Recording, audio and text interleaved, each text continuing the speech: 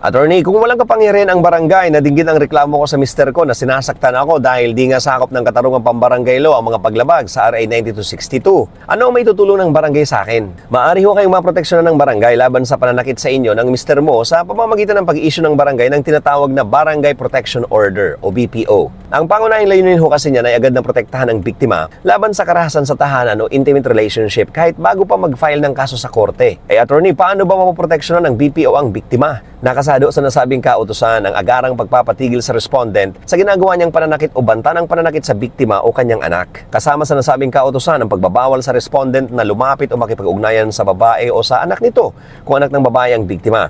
Sa loob ng tinukoy na distansya, halimbawa 100 metro, mula sa kanilang tirahan, trabaho, paaralan o anumang lugar na madalas puntahan, hindi siya maaaring manakot, manlait o manginsulto. Pagbabawalan din ng respondent na makipagkomunikasyon sa anumang paraan gaya ng pagtawag o pag-text. Kasama na pagpapadala ng mensahe sa messenger o pakikipag-usap sa biktima sa pamamagitan ng kahit anong paraan ng komunikasyon.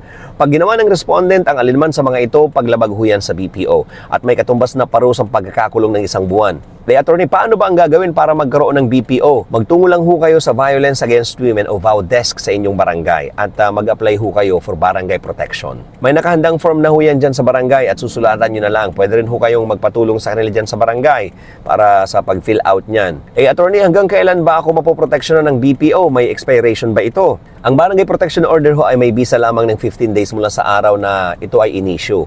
Tandaan, ang BPO ay pansamantalang proteksyon na ini-issue po ng punong barangay o ng barangay kagawad kung wala si kapitan. At ito ay pinagkakaloob upang agarang masiguro ang kaligtasan ng babaeng biktima o anak nito laban sa physical violence o pananakit. Sa loob ng 15 days, maaaring makapagdesisyon ang biktima sa mga susunod na hakbang na po pwede niya ikonsidera, gaya ng tuluyang pagsampa ng kaukulang kaso sa korte kung nanaisin niya. Kung gusto pa ho ninyo ng karagdagang impormasyon patungkol sa Barangay Protection Order, let me know in the comments.